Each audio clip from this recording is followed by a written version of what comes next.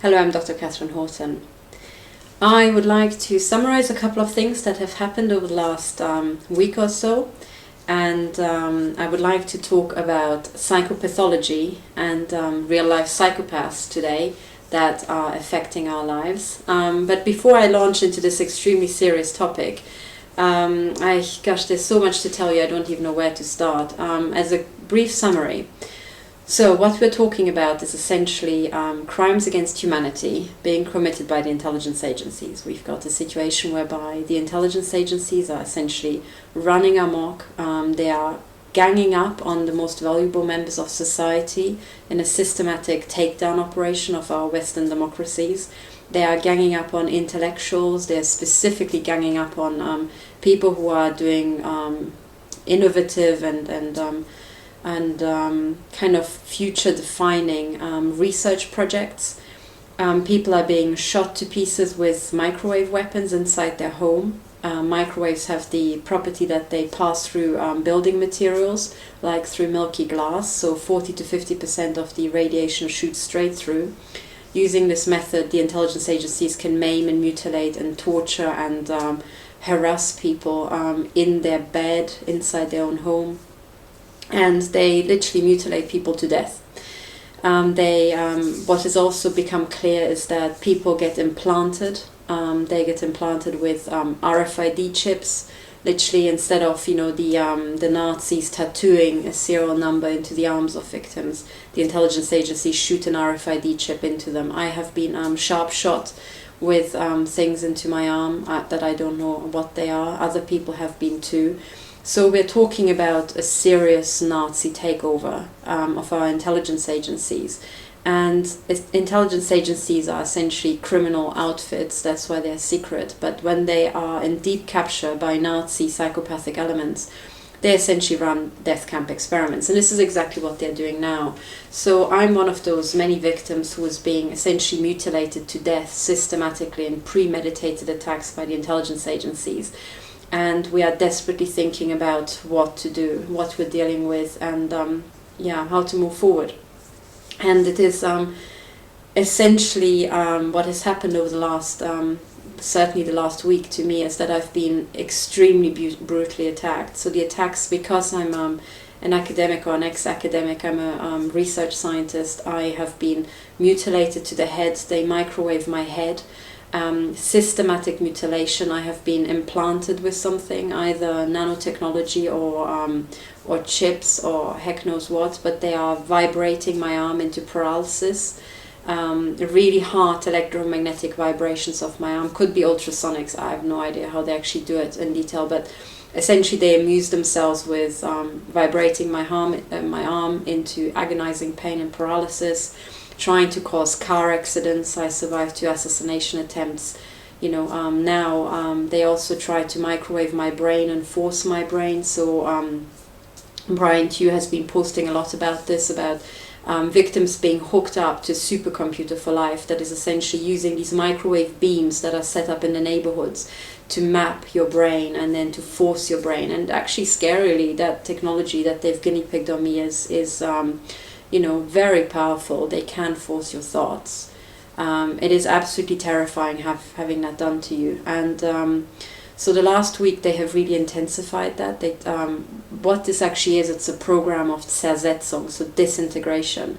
So the Stasi worked on this sort of psychological Zersetzung, psychological disintegration, by terror campaigns around people, ganging up on them, continually keeping them stressed, breaking into their home, rearranging things, playing mind games, absolutely for no good reason. But that's what the intelligence agencies are doing now, and essentially what we've now discovered. So if you watch the video, it's I think Eric. One of the things that they keep doing to me, sometimes when I sit at my desk, is forced sneezing. So I've got some nano chip that they shot up my nose, at night, or heck knows. But they just literally set off remote sneezing, and you notice when they're doing it over and over and over, or they do it exactly at the same time, every day and things like that. So yeah, if you've got a microchip that you can just set off to tingle a nerve, then, you know, it's easy. So there's no hocus pocus around it. What remains is this crimes against humanity, essentially. But just to summarize what has happened with me is that essentially I've experienced extreme digital sabotage. So the WordPress website that I set up to report about these crimes is essentially such that now I cannot type into it. It takes 20 seconds for every sentence to appear. If you just sit down and type quickly and then you count, you know, you set a timer for 20 seconds, you realize that that's actually disabling. You're being able to enter the website. I also noticed that content has been rearranged, sometimes in front of my eyes. So stuff just disappeared and got posted somewhere else. And with the website, it's a continuous struggle. So the last week, the sabotage was extreme. Then my Twitter, I've been blocked from retweeting. I can still tweet myself, at least I think I can. It seems to post, and I can reply to people, but I cannot retweet. And this has been going on for 4 days now. On top of that, on YouTube, I've now got evidence that certain people's comments I cannot comment on, whereas others I can. So, you know, it's essentially, I think they call it full spectrum dominance or something. So essentially they control everything about your life, and then they do bullshit everywhere in your life, so that, you know, it's just one big feast of bullshit. So this is what we are dealing with. But last week I was hit particularly hard. Also, I want to draw victims' attention and warn them of one particular thing. With me, they've been microwaving my prefrontal lobe, essentially trying to degrade. So when you've got especially a woman, so I think these totally degenerate psychopathic men, and I will show actual key evidence for that. I'm not just being feminist here, which I'm not. I'm actually thinking about people completely. I think we're all one. I think we're all on one level. However, I have been hit in the face and in the genitals by extreme misogyny in the form of microwave weapons. So when you have your genitals fried and you have your breast shot into with essentially cancer weapons repeatedly, and you have your ovaries microwaved like I had, you very quickly work out that this is sexual as far as they are concerned. So there's a lot of misogyny there. This is not surprising. It's essentially a key ingredient in sexual violence. But this is the situation. What I wanted to warn people of is essentially the intelligence agencies do have the means to read out your impulses, read out your urges. So you get your head microwaved whilst you're driving a car, and what they're doing is essentially reading out your EEG, your brain EEG, reflecting, you know, now you're accelerating, now you're stepping on the brakes and so on. And when they have microwaved your head driving for a very long time, with me they have done this, you know, a very, very long time, they can then override your brain and essentially force, by essentially, irradiating your head and forcing electromagnetic signals into your brain that map the brain signals, they can override your will. Now, the first time they guinea pigged this on me, I was driving my car at something like 50 kilometers per hour, and suddenly there was a van in front of me, and I could feel my forehead being microwaved from the van. And as I was being microwaved, suddenly the urge, literally an overpowering urge overcame me to step on the accelerator pedal and accelerate into the back of the car. Now, I was just watching myself thinking, what is this? But, you know, that's essentially it. They have readouts from previous times. By the way, what they have done, what these degenerates have done, is microwave my head. So they essentially take people, designate them as outlaws, and then mutilate them to death. If you don't believe me, look up the case of Britta Leia Jaccard, a Swiss citizen who was mutilated to death by German intelligence in Bavaria. She was literally mutilated to death. I think she must have been utterly pumped with implants and nanoparticles, because when she died, German intel essentially very quickly had her body incinerated, so cremated. So they had to put her body through a high temperature incinerator essentially to get rid of the nanotech, which shows you it's not biodegradable. So if any victim dies, it's very important to make sure there's a full autopsy, because these degenerate Nazis and the intelligence agencies mutilate women through implants essentially. So it is implants and the emitters in the neighborhood. Not just satellites. I'm sure they can use satellites. But in my experience, the vast majority is essentially a bunch of corrupted dickheads in your neighborhood irradiating you and shooting into you, which makes sense because most of the time when you're even trying to do anything, you would want to have close visuals on the actual situation. So intelligence agencies always crawl around very, very close to the actual controlled area, right? They're absolutely crawling, and I actually do mean crawling because they're just like rats everywhere. These like you see one, and then seeing one is kind of statistically an implication for there being 100 hidden somewhere else. And intelligence agents are pretty much the same thing. So if you spot one, you can be sure that there's at least a dozen around you. The truth is that, and as far as I can establish, that this is it. Essentially, we've got these utterly, totally end-state degenerate intelligence agencies. And now the question is, how did we get here? And you can see the cluttered whiteboard behind me. I was trying to explain deep capture to people in previous videos, what it's like when psychopaths go to the top of organizations and then capture it and then kind of influence it, down. I was also trying to explain that essentially we have to deal with, when we're analyzing systems that are in deep capture by clinical psychopaths, we'll have the normal people here. So those are the category A, the normal people. Then psychopaths, like if this is a senior psychopath, he will, typically it's a he actually, but they're also female psychopaths.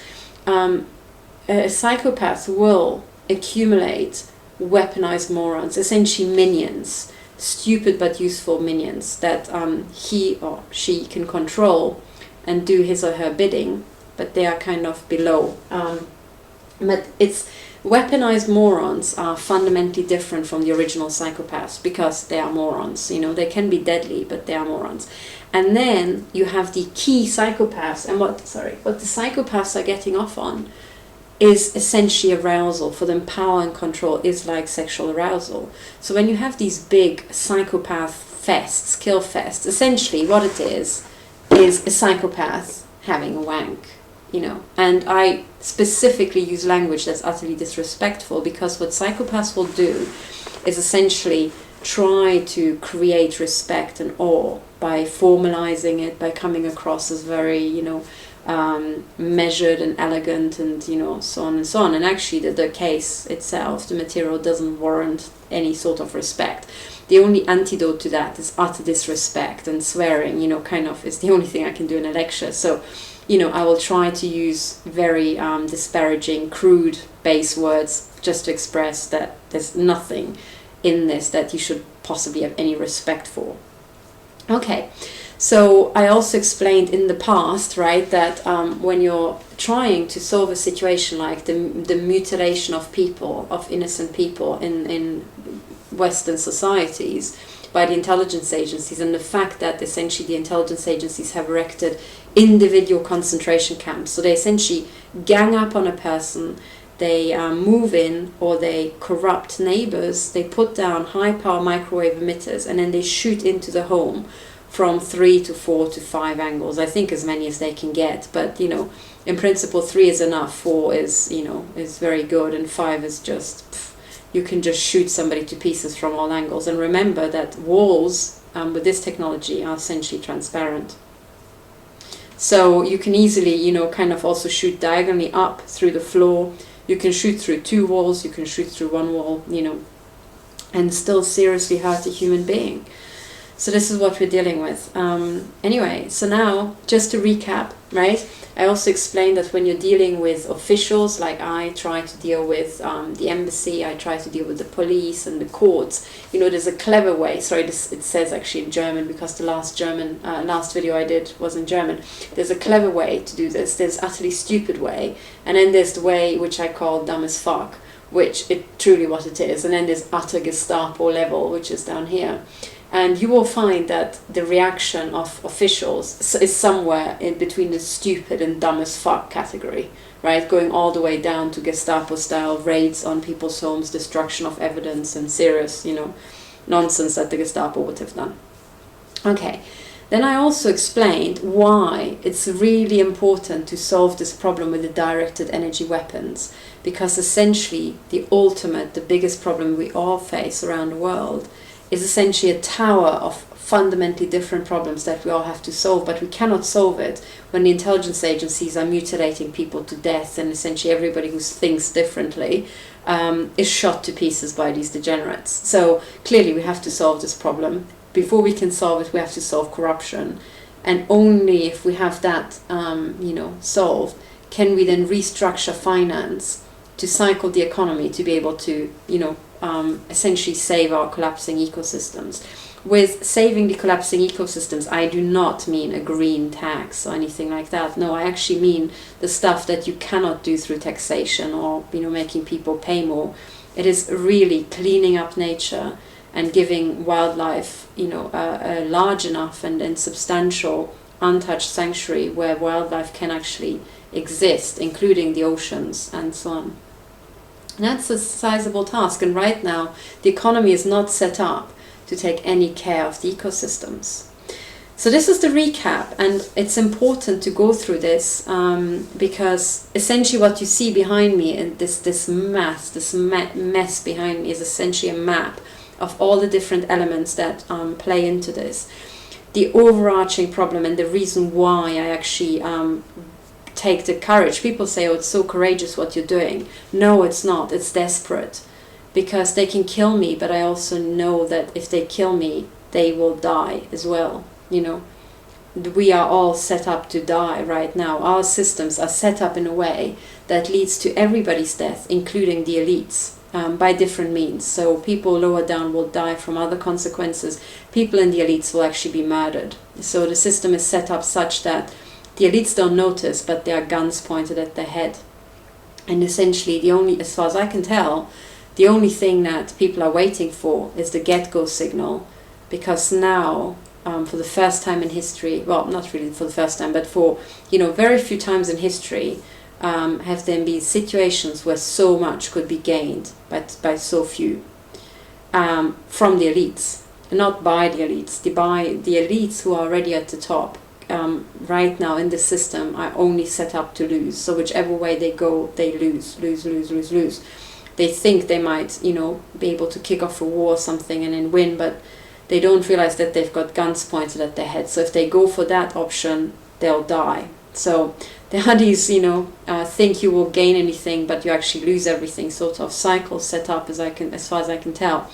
So what I'm doing is essentially not courageous. It is just the only thing I can do. I'm being mutilated to death, and all I can say, I started off as a high energy physicist. I'm a systems analyst. All I can say is, as far as the system is concerned, there is a good way and there's a bad way, right?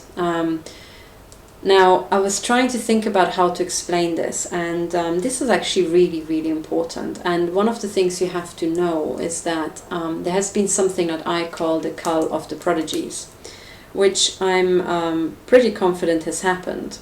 And it goes hand in hand with essentially attacking intellectuals in the Western world, and not just intellectuals in the academic sense, but thought leaders. So you can also be a thought leader without having any sort of higher education. You can be a genius and brilliant without having higher education. So with intellectuals, I do not mean having an Oxford degree or something like that. No. I really mean truly intellectual performance, insight, skill in all its full spectrum. And all those people are being attacked. Essentially, everybody who's really valuable to society is being mutilated to death by the intelligence agencies, as far as I can tell. The truly valuable people, the real gems. So, what on earth is going on? As far as I can tell, what's actually being planned here, and everybody should be aware of this, is a huge asset stripping of the Western world. So if you think about Europe, Greece, Spain, and all these countries have been asset stripped already by financial means. Now, the only way to really asset strip places like Germany and the core lands of the US, where really big wealth is accumulated, is through some sort of war, choreographed, staged war. And I think this is what's being set up. There's to be a war in Europe, and there's is to be a war in the US. Now, I would really discourage people from entering a war because our ecosystems cannot take it.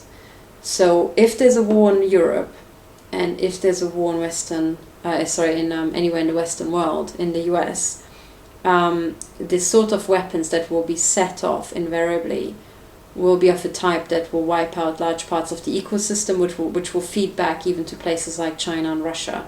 So as far as I can tell, the complex ecosystems cannot take that. It will lead to a collapse. It will be essentially one of these non-linear, runaway processes which are unstoppable. So as far as I'm concerned, starting a war is a bad idea. For the Western powers to start a war with Russia, even, I think they seem to look at Russia as the weaker part, and attacking China would be a stupid idea. Attacking Russia would also be a pretty stupid idea. And I think that's because they, as far as I can make out, the Russians always had extremely good mathematicians, systems analysts, engineers, physicists. Now, the coming war, and people don't actually seem to realize that, the coming war, if there should ever be a war of that scale, will be a war of complex systems. Because complex computer systems are steering everything. And they're steering, air traffic control, the military version of that. They're steering warships. They're steering the computer architecture, underpinning it all, war simulations, many, many things. The complexity of the software infrastructure transcends the comprehension of individual human beings by a large margin. Now, in the case of these complex systems, a war of complex systems is essentially highly nonlinear. And this means that small parties can paralyze large parties. If you don't believe me, look at the example of, I think it was the USS Donald Cook, I think that was the name of the ship, which essentially was buzzed by a Russian fighter jet. What was interesting is that as the fighter jets approached, they managed to entirely disable the communications on, I think, on board the ship, and also with external parties. So essentially the ship was drifting in the Black Sea, deaf and blind. And then I think the Russian fighter jets flew past it 24 times, pretending like in a mock drill sort of mock attack. That's like a fighter jet flies past you, and I'm not sure if they had sound effects, just I think they didn't even need to. Everybody could imagine what they were trying to indicate.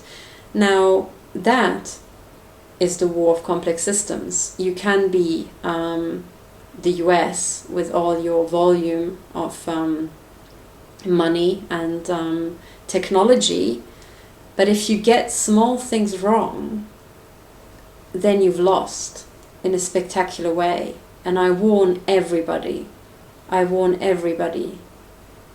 from entering a war of complex systems, because the outcome is unpredictable. The outcome will be unpredictable to absolutely everybody. It doesn't seem like that because we never had really a large-scale war of complex systems. But should it come to a war in Western Europe or in the US, that's exactly what we would have. Now, people try to, I am aware that most wars are choreographed, staged, managed, and so on, carefully. I understand, however, at that scale, because people will realize, hang on, this is collapsing, economies are collapsing, we've got complex supply chains, very quickly people will cotton on to what a stupid idea this is. And that's when panic sets in. And that's when things become uncontrollable. Because panic will set in even amongst the leadership. I guarantee, because I think I've got a very good idea what happens when complex systems go non-linear.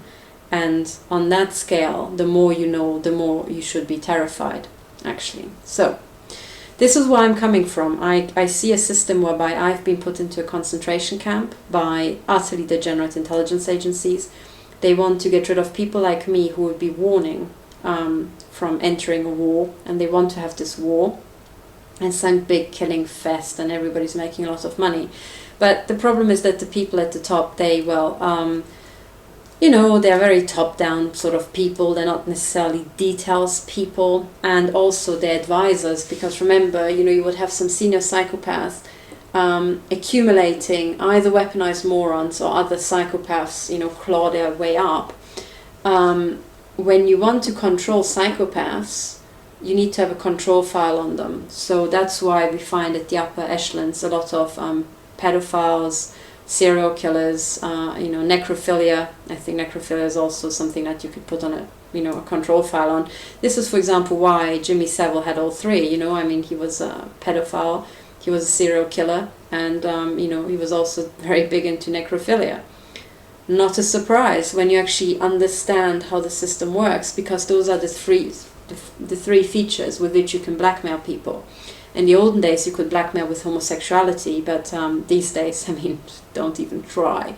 In the olden days, you know, you could maybe blackmail with drug use, or, you know, cheating on their wife, or use of prostitutes. These days, I mean, try to find a politician who hasn't slept with prostitutes and doesn't do drugs.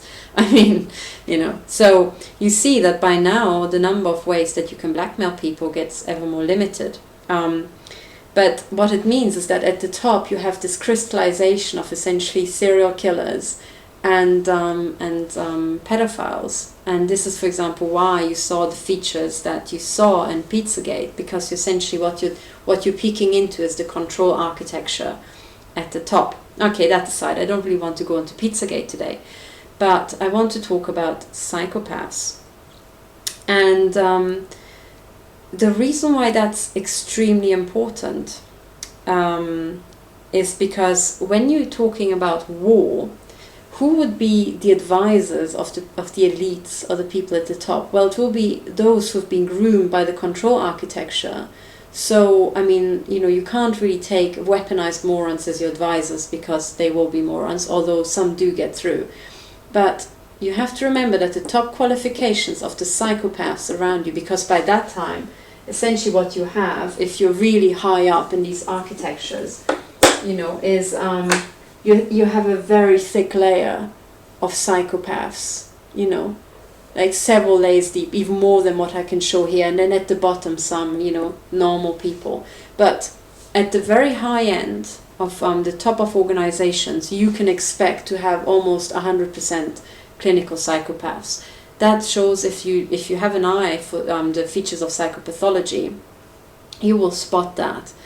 But essentially, what you have ended up with, if you are a member of the elites and you're thinking about what to do, and it's a complex system, so you need the advice, you need input from all your different sectors, right?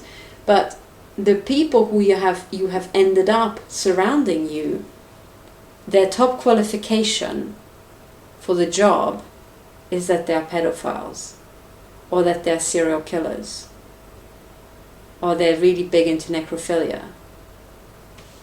Their top qualification is not that they are amazing professors of complex systems. Do you see? So when people talk about having Third World War, it's an artifact of them being clinical psychopaths, so they actually sexually arouse themselves on the thought of the actual watching or planning of the maiming and murder of a lot of people. Okay, so far no surprises, you know, and that will very much fit into their philosophy, but there's absolutely no one to inform them about the consequences of this for themselves. There isn't anybody. They're not going to listen to Joe Blogs down here, right? They're just going to listen to maybe this person and at most this person, but no one actually really at the bottom. So, and you know, if an actual model showed that the outcome is that most likely the tops of the cartels will be assassinated because it's actually strategically advantageous for the system would, you know, cycle to a higher level with more wealth for everybody if that happened. Do you think these psychopaths are ever going to tell the top? No. because they want Mr. Big assassinated, because both this guy and that guy wants to be there. That's the only feature about psychopaths. So this is how it came about that we now have a situation whereby, as far as I can tell, we're set for World War III in the Western world, in the US. Of course, they think it will be a choreographed version of World War III, but because of complex systems and their inherent non-linearity, these processes cannot be controlled. They cannot be controlled. It's physically impossible. There will be highly nonlinear surprises, which will then cause panic. By that time, you can't even control psychopaths. Because even though they are not as prone to panic as we are, you know, they do like to save their own skin. So essentially you will have a rapid fragmentation at the top, and this is precisely when they start killing each other, you know, in a desperate attempt. And when you start, you know, when people start killing each other at the top, I mean, goodbye predictability. Okay, so as far as I can tell, World War III is bad for everybody, especially the elites. And remember, now there's just so much wealth to be gotten. Okay, so if you want to avoid World War III, I would recommend not killing anybody. If you want to really avoid this, and we are now faced with extremely large problems, what you should opt for is essentially a smooth cycle. And because we are really stuck for time, because the ecosystems are collapsing non-linearly, and that's true, and the economy is collapsing non-linearly, and financial systems have inbuilt non-linearities to be able to, you know, make things collapse non-linearly to blackmail people. However, finance is entirely engineered. That's artificial. The economy is already a physical system that's very hard to control, and that thing is almost impossible to control. Now, you know, there's an ever-increasing lack of control here, and time is running out. So when time is running out, to desperately try to cycle to a better system, you have to do the quickest and the most efficient thing. And this is now absolute key. Okay, and you might not know about this unless you have studied physics and have really looked carefully at complex systems. But when you're talking about engineering systems and you want to find the most efficient, you've got some sort of engine, you know, that's creating some power, churning out something. Let's say it's creating some sort of power. There is a theoretical limit on how much power a machine can produce, and that can be calculated by calculating the Carnot cycle. So Carnot, that's C-A-R-N-O-T, the Carnot cycle. You can read it up in books about thermodynamics and stuff like that. But the Carnot cycle will give you, it's the most efficient thing. It's essentially the theoretical limit of the highest efficiency that a system can have. Now, I would like to explain this to you. Sorry. I'm just being harassed whilst I'm trying to make this video, so my skin is crawling and I'm about to sneeze, so if I look absent, it's because of that. So, explaining the Carnot engine. If you don't know about physics, I'm trying to explain it to you with an elastic band, okay? So, like, hang on, let me get this right. So I hope you can actually see this thing. So, if you take an elastic band and you stretch it as far as you can before you snap it, you know, that's essentially the maximum you can get out of this. Okay, so it looks like that. Now let's say you've got, 4 points on this engine that take out some energy. So this could be your stakeholders in a complex human system, okay? So your stakeholders all want to have something, take something out of the system. They want to have cash back. They want to get something out, okay? Now, there's one way, I'm just going to do it visually, where all parties get the maximum out, okay? So this is like, getting the maximum amount is like they are all the furthest from each other. Like this thing is maximally stretched. The area inside is maximal. Now, if one person starts to bullshit the other, starts to commit fraud and something, he pulls away and he wants to get some sort of gain. But invariably, if he pulls away, the others must get closer together, you know, so the system suddenly starts looking like that. Suddenly this guy is complaining, this guy is complaining, you know, and essentially this guy, the people, my thumb here, and this guy are pulling away, but the other two are not getting anything out. As soon as that happens, there will be, you know, a restorative force, and they're like, hang on, we want our due as well. And this is how you rise. So this guy pulls away, pulls the other two together, because there's only so much you can get out of a system. If this were an engine, but it could be an economy or could be any complex system. As soon as one guy pulls away, the others pull together, and then they're like, no, we've been bullshitted, we want our due, and they start pulling back. And, you know, this kind of pulling back and forth, you'll end up that with the optimal situation being like this. You know, this is when they're all the furthest away from each other, they all got the most out of the system. But it's not as much as one guy could get out, you know. So if this guy pulls away, he can go so much further away.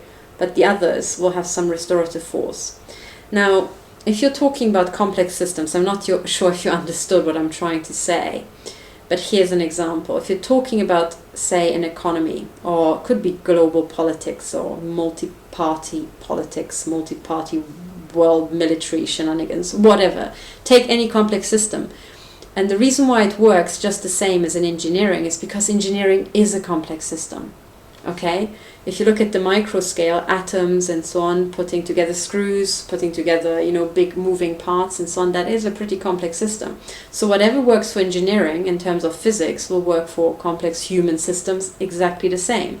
Now I'm telling you, now we know from engineering that if you want to have the highest efficiency, as in you want to get the most out of the system that you can possibly theoretically have, it will be your Carnot cycle. The Carnot cycle, that's the maximum efficiency. The same will be true of human systems. So human complex systems also have an internal Carnot cycle. If you don't know physics, forget about the term and just think about the elastic band, okay? It actually, the diagram for the Carnot cycle looks like this, you know, in most physics textbooks, so it's, you know, it's very similar. But think about it. The most these people can all get out, there's no way to improve on this because they're all happy. They are all happy. No one is pulling away from the others because they're all pulling equally. And that's why you've got a stable state, and this system can essentially operate and, you know, produce the maximum that they can. As soon as one guy pulls away, the others are really unhappy, and suddenly you will have this rearranging effect. You might have oscillations as people pull away. So the system can't really operate very efficiently because you've got this back and forth, you know, pulling around. When it's like this, you know, people can like pull a bit outward, but it's going to be pretty stable, you know. So that's what you want to aim for. Now, how will you do that to create the most efficient cycle in a complex human system? Well, it's exactly the same as in engineering. All parties get the most out of it. Okay, but then you've got human nature and so on and so on. Well, that's exactly it, right? One guy in this elastic band could pull away because he suddenly got one over the others. He suddenly had more power than the others. In complex human systems, having more power than the others is essentially cheating. It is bullshitting each other. So, you know, in a complex human system, this will happen if this guy here, right, somehow screwed over the others. So if you really want to cycle a system, okay, you have to have 100% transparency and no one's bullshitting anybody. They are all on the same page. They all agree what they're doing. They all get the maximum out. No one gets assassinated. No one gets screwed over. There's no financial fraud. The system ticks over at maximum capacity. And everybody is happy because everybody knows there's no way to improve on this.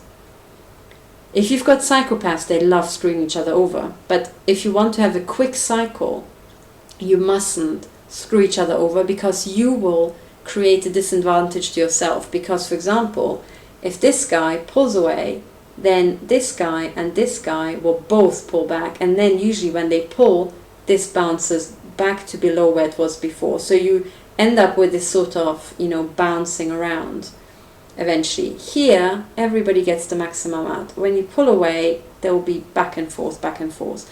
So the system becomes unpredictable. So the way to avoid World War III is to go for maximum transparency. All parties know exactly what they're doing, and no one's bullshitting anybody, and no one's killing anybody. And then you can all, there's no way to get one up the others. And actually allowing somebody to get one up or taking advantages, you will screw yourself because you think you can pull away, but this doesn't take into account the backlash. The backlash is these people pulling you back, and then you bounce back to below where you were, so you end up doing that. That's not efficient. It takes some time for people to get used to this, but when you want to cycle the system quickly to a better model, you have to go with maximum transparency. Maximum transparency, no assassinations, everybody's happy, there's nothing to be hung up about, there's nothing that introduces an inefficiency. Assassinations are an inefficiency, not least because you lose the person and you can't be productive. Okay, so when you cycle a system, you're going for the Carnot efficiency. And in complex human systems, that is the most transparent, most honest system cycle, a process that you can possibly do. It's because when you have 100% transparency, there's nothing to be gained from spying. And when there are no assassinations on either side, well, then everybody can use their personnel and themselves to continue producing. You don't lose anything, right? And this is basically it. Now, again, the system that we have set up right now is everything but efficient. It's taking in, essentially we've got senior cartel holders who are trying to control psychopaths. You can only control psychopaths with control files, which will be these days pedophilia, necrophilia, serial killing. So you have essentially, you need to feed them. You need to pick those people to have those characteristics, and then you have to keep feeding their predilections, which is why we have these organized child prostitution rings. Children are disappearing, children are being ritually sacrificed, which is a fancy way of you're just feeding some senior psychopath's mental disorder to keep him amused. And that's the system we have these days. It's massively inefficient because, for goodness sake, you're killing all those children, right? Some of them are math prodigies, some of them can really benefit you. You're a moron for doing that. And all because you think that the only way you can stay on top is to amuse these clinical psychopaths. That's an ancient model that's utterly defunct. We've got better systems to do that. You could also surround yourself with the best people in the field, the absolute best people, and then again there's no way to improve on them because no one else can take their place. And they, if you really take the best people, so if these people were replaced by green, and this would all be green, there would be an uplift to your system, right? They would be driving to improve and float you up with themselves, right? You would be essentially standing on rockets. If you are standing on pedophiles and serial killers, well, the only thing they do is damage children, damage others, so there's a downward drift, okay? So this entire pedophilia system, it was essentially for historical reasons because it was a conquering system. This is how you were meant to conquer other people. But you own the world now. So what you're doing is now you're churning and decreasing yourself. You're turning in on yourself. It's like doing a somersault at the end. You're just going head down. You need an uplift system to actually get you further overall. But of course, what's the problem? The problem is twofold. We've got these people at the top who are kind of old, so they don't really like change, and this is how they've always done it. They also have got this human control system that has been handed down to them from their great-grandfathers and great-great-great-grandfathers, and they think that's the only way to go, and that thing is somehow sacred. No, it isn't. Their great-great-great-grandfathers who, first, or go back thousands of years, who first came up with this, understood what it was. This is a control system for conquering others. But if you keep it after you've conquered, large parts of the world, you'll conquer yourself. You will shoot yourself in the rear side. And that's what we're seeing now. We essentially see this inward churn, and the question is how to stop them. So this video is now long enough. It's essentially the thing about how to stop World War III, and why you should be stopping World War III, and how best to do that. And the key is essentially you have to use the Carnot cycle, but you have to essentially, this is why I'm saying the mass prodigies are really important for the survival of the cartels, because there's not many more people left who even understand what the hell I'm talking about. There are very, very few people who in their minds can combine an understanding of the ecosystems, the economy, finance, directed energy weapons, and corruption, white collar crime in complex human systems. There are very few people. So if you keep mutilating them and brain fucking them, you're fucking yourself, because there's not many people left who can tell you what to do to cycle to the most beneficial system that you can possibly have. Do you understand? You're kind of screwing yourself, you moron. But there we are. So this is essentially it. This is the plan you have to follow, which is why I am on the team that's going for 100% transparency, getting rid of whacked out psychopaths because they're clogging the system, getting rid of the pedophilia, getting rid of the serial killers, and actually having truly high performance people at the top, right? And I'm doing this because I know that we're running out of time. This sets a very tight schedule, actually. This also, that cannot be controlled. And we have to shut down the entire directed energy weapon attacks and these whacked out mind control bullshit experiments, within weeks. We really have to shut down within weeks, otherwise we'll run out of time. And the system, essentially, a large complex system, runs under its own steam. Now I also have the word Titanic turners. This is Titanic turners here. And I said that the Titanic has already hit the iceberg, and I think that's true. If you look at these two things, the Titanic has hit the iceberg. And someone already gave a great idea of what to do, but I leave the exercise for you to think. What do you do? How do you solve the Titanic problem? What you do when you are on board of a ship where there's more people than there are emergency boats? How do you solve this Titanic problem? You know how the Titanic problem was not solved, which is essentially like the pretty obvious one. The people in first class just went into the boats and left everybody to drown. That was a bit shit. And the question is there any way you can find on improving on the situation? I think the ship captain was essentially a weaponized moron, frankly, run by some clinical psychopaths from afar. So he wasn't very clever. But now the question is, with everybody on board the Titanic, would there have been one person who could have come up with a better idea? Because there were thousands of people on board of the Titanic. So could one person have had a better idea of what to do? And I leave you with the Titanic problem to think about until I, suggest some solutions. There are many ways to solve the Titanic problem, so there's not just one solution. That's what I can tell you. In fact, the more you think about it, the more you realize, hang on, there are so many ways to solve the Titanic problem. Why has it not been done?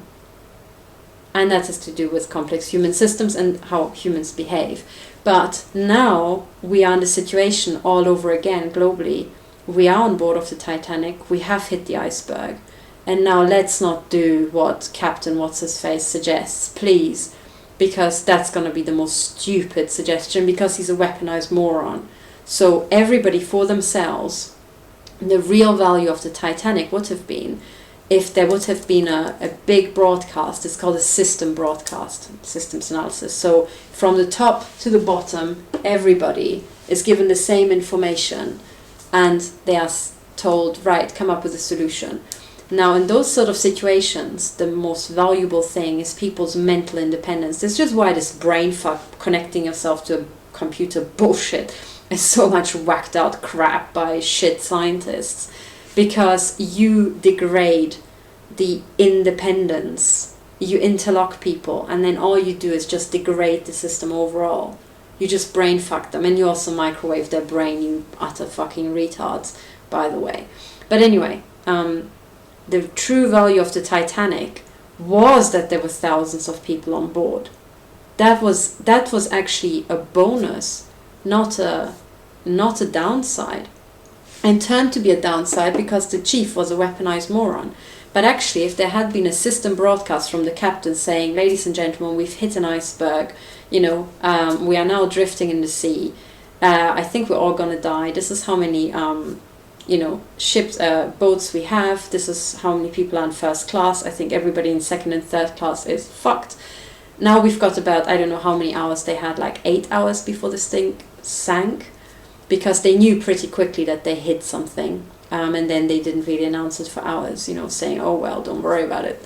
What if they had straight away announced, right, we've hit an iceberg, shit, right, we're probably all going to die, most likely third and second class. There's so many people in third and second class. Can you come up with an idea how few of you will die? You've got 8 hours. There you go. Boom. I think they could have come up with something better.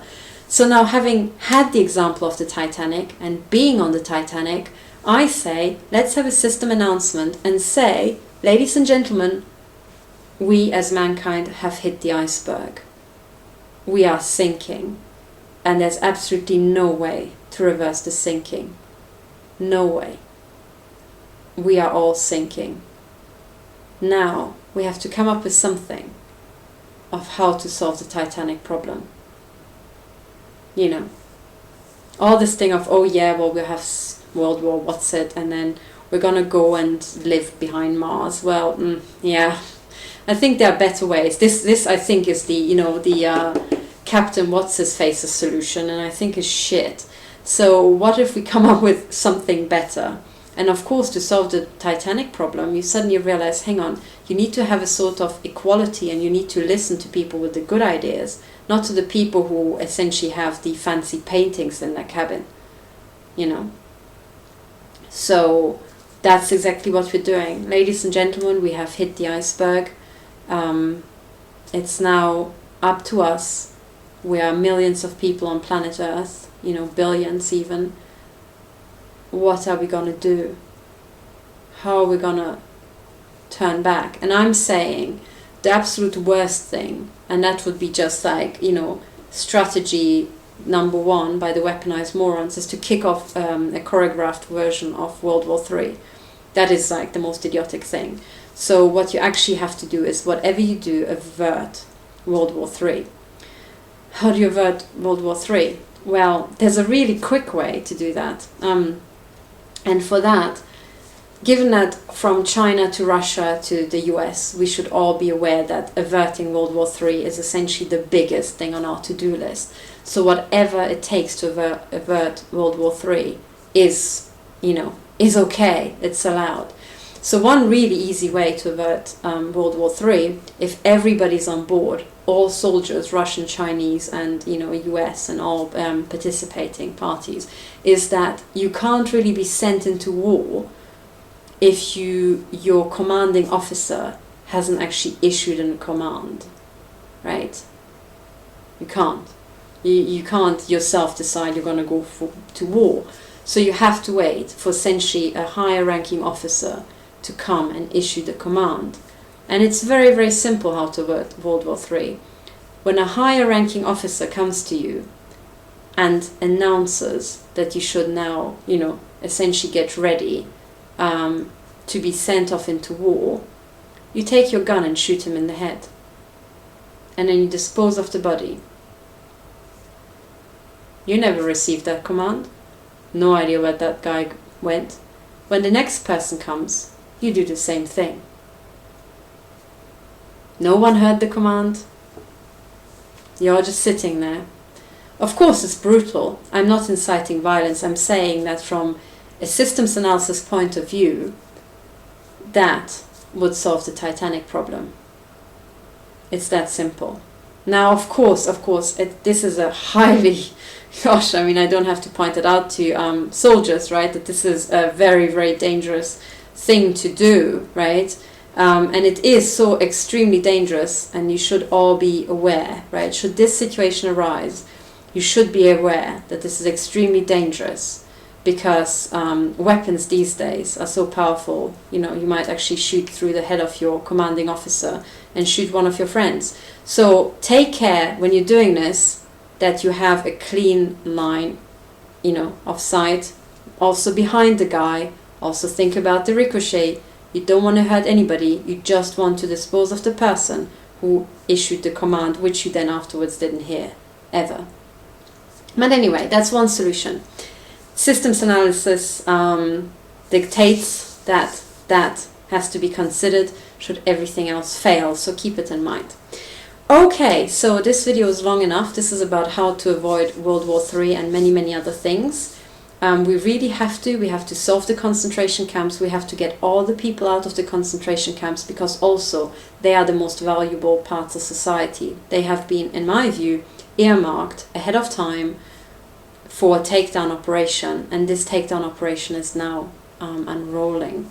So if you want to repair our societies and cycle them according to the carnal efficiency, the maximum efficiency, creating the maximum wealth for all stakeholders, you really have to do the maximum efficiency thing, which is to get rid of your weaponized morons and put the people at their mercy back to where they belong. And you have to do that quickly. So this is what I'm working on. I'm also being shot to pieces by the Nazis here in Switzerland. If anybody can actually get through to the fucking Nazis here in Switzerland and make them stop, that would be really nice, because I'm being mutilated to death, and I would like to guide you all towards how to get the maximum out of this, including the elites, right? So remember, what I'm trying to do is get rid of these people, to build a rocket ship under the elites, to have upthrust, uplift, not down. So that's what I'm working on. So I am working on trying, you know, to track the carnal efficiency as closely as possible through a complex human system. So everybody, all the oligarchs and all the cartel holders who think that getting assassinated is a bad idea, please get me out of this concentration camp and let me just, you know, follow the carnal efficiency. I can track it out to the best of my knowledge, and I can actually take people along this, because I think I know what to look for. But either way, we have to get all the victims out of the concentration camps. Not just me, we have to get them all out.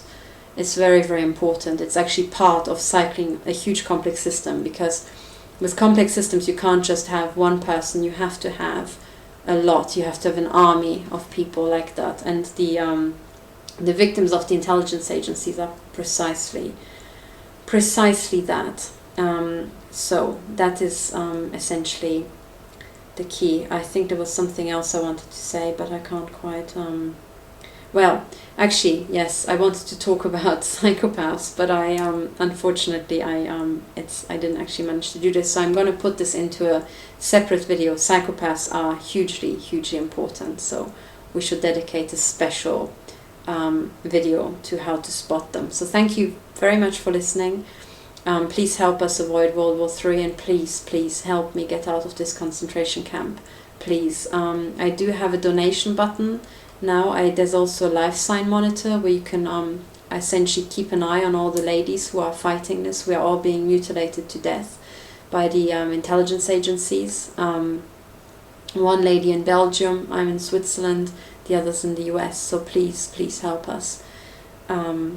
Thank you for listening, and bye for now. I hope this was useful.